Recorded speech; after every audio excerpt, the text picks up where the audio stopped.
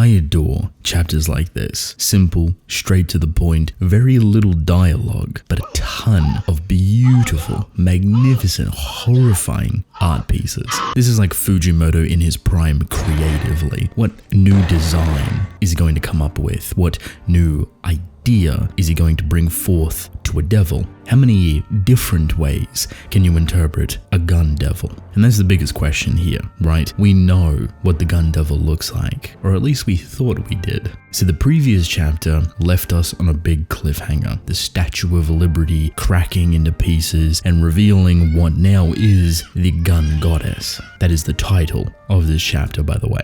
This design is horrifying. It's gorgeous, it's ridiculous, yet it's very much incomplete. And there might be a reason for that. Originally, we thought that the gun devil was just a singular entity, but maybe that's not actually the case. This is the first time that we're seeing a different variation of the gun devil. Where it sits in terms of power, strength, or ranking, we don't know, nor do we really need to. What I would like to know is 1, why it's incomplete, 2, why does it look different, and 3, is it separate from the gun devil, or is it just the same thing, a different version, the different piece being a different representation for each and every country that has a piece of the gun devil? Perhaps is it that powerful that every interpretation of the gun devil is different in regards to each piece within each country? We had one vision in mind for the gun devil, but now we have 2.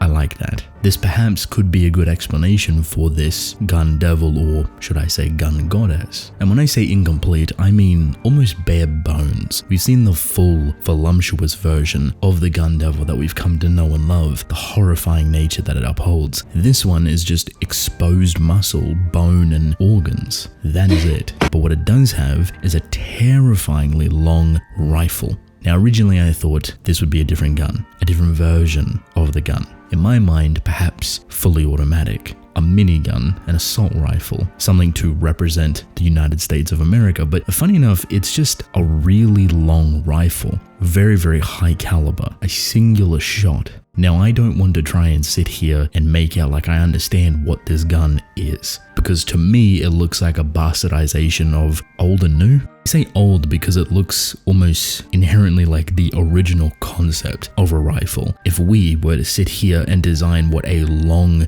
gun would actually look like, I'd probably come up with something like this. But then again, it has a slight modern aesthetic to it in terms of its barrel design and its spinal cord iron sight and everything else. I don't think it's that serious, but it's fun to think about. Now do keep this in mind, this singular bullet that is about to obliterate Chainsaw Man is being shot from the other side of the world. It's being shot from the Statue of Liberty. So it travels rapidly, instantly across the oceans, and with perfect pinpoint accuracy annihilates everything in its path.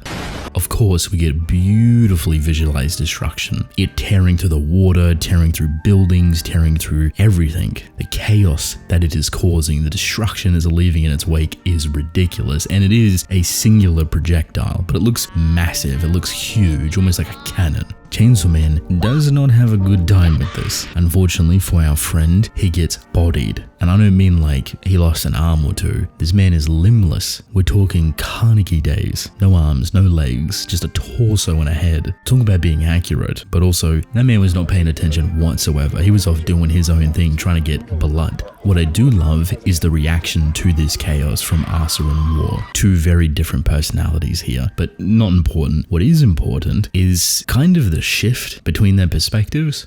For example, War will do something and then perhaps forcefully shift Asa's personality into the body. So she takes over and it's like her almost committing the action. This is one of those times, and it makes for a very impactful moment, a very sincere moment, a very questionable moment. I like to believe that perhaps even War herself is shocked with the sheer amount of power that has come out from this. And there's a really good reason why I think the personality switch is because of how shocked and unstable she currently is. War holds up a very good front, but we've seen pockets of her personality, and keep personality in mind because I think that is important. Yorub has gone through the lengths of being kind of a problem child. She's almost spoiled in a way. Chucks temper tantrums, talks back, never really agrees with what Asa's doing, yet they oddly enough get along really well. Almost like siblings, almost like they fight with each other like siblings. She's only ever known siblings. Being a part of the dysfunctional family that is control and famine and death, you can imagine a lot of arguments probably went down. What's very humanizing about Yoru's reaction here is that her wants, her inability to be effective is now being the opposite. She is effective, she is scary, she is dangerous, and for the first time. And I don't mean literal, as in like she was never powerful, but I mean for this story, for this moment, she feels empowered, she feels like war, and there's a good chance that perhaps because it's such a great representation of her personality, she is so shocked at her own power, Asa flips back into her character.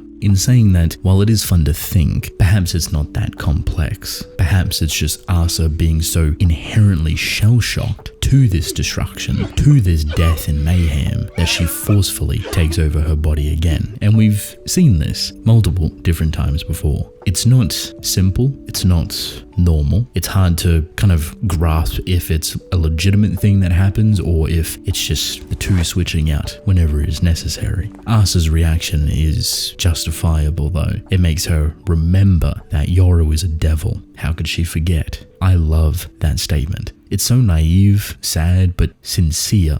Do you remember the bath scene that these two have just had? Reflecting on their past, talking to each other like human beings, talking to each other with respect and acknowledgement for the other person's feelings. War's funny because her identity is so clustered around the idea of causing mayhem, yet every point we've seen through her, she's becoming more and more humanized day by day. When she gets upset, when she gets grumpy, when she gets angry, and it's not to the extent of what Pochita and Denji is, but it still feels beautifully tragic that Asa has indeed forgot that Yoru is a devil because she spent so much time with her. She's seen the normal aspects and sides of her, that realistically this is her true intention, that this is what she is, a devil born and bred to cause war. But they're never that one note. And we know this. They are complex beings. They do learn, they do change, they do evolve over time. So you get two drastically different reactions to this. On one hand, Asa is shocked, just speechless. And then the other, War is just laughing, smiling, grinning. She's cheesing about the situation, and that shows her personality so well. Yeah, she's the mother of War. She loves this. She lives for this. This is her ego coming out to play. And it's so ironic when you think about devils having egos. They don't need that, yet one of the most powerful ones, a horseman, does. Wrapping this all together really nicely, beautiful little bow,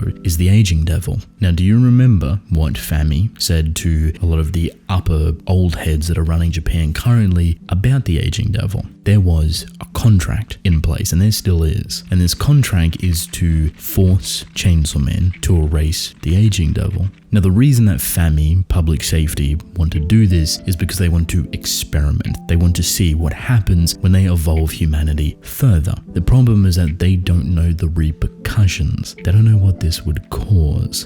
And you might think to yourself, well, if you get rid of the aging devil, aging ceases to exist and people become immortal and can never die, but that's not actually true. In the words of Fami, Chainsaw Man is messy. He doesn't work to a logical extent. Sure, for certain things, you erase it and it's gone, but they just experimented on that not being the case. When ear was erased, everything relating to ear, even hearing itself, was not. Just the physical thing that was the ear had gone. That's interesting. If you apply that same weirdness to the erasure of the aging devil, what could happen? This is what Fami and public safety want to experiment with. They want to push humans forward. But pushing humans forward comes at a great cost, a great sacrifice. The reality is that they want to weaponize Chainsaw Man to perfect humans, to control and articulate, orchestrate humanity itself. The blind side to it is that they just don't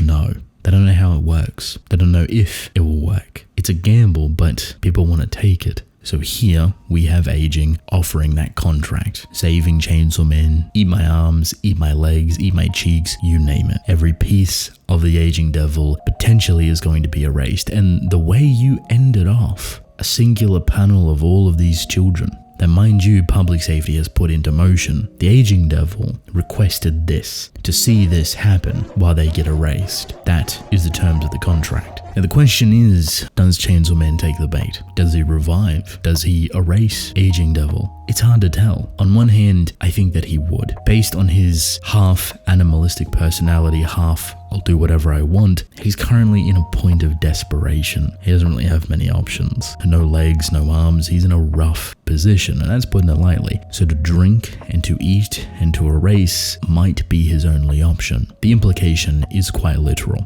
You're about to deny, quote unquote, a bunch of children, but you're also going to erase and eat aging. Primal fear. We don't really know how this works. Primal fears are strong, very, very powerful beings. We don't know how that would affect Chainsaw Man. What comes from that? Does he get stronger? Does the ability to consume things and to revive yourself dictate around what you're actually consuming? What I mean is, if you eat a small devil, you revive a little bit, juiced up. But if you eat a primal fear, do you become a reincarnation of Jesus? A little bit dramatic, but an interesting idea to think about. There's a lot of things that can happen here, a lot of ways that this story can go. It's typical Fujimoto. It's basically every single week we say those exact same words. But that's why we love it, right? That's why we enjoy it. That's why we're here every single week, to see how it all magnificently comes together.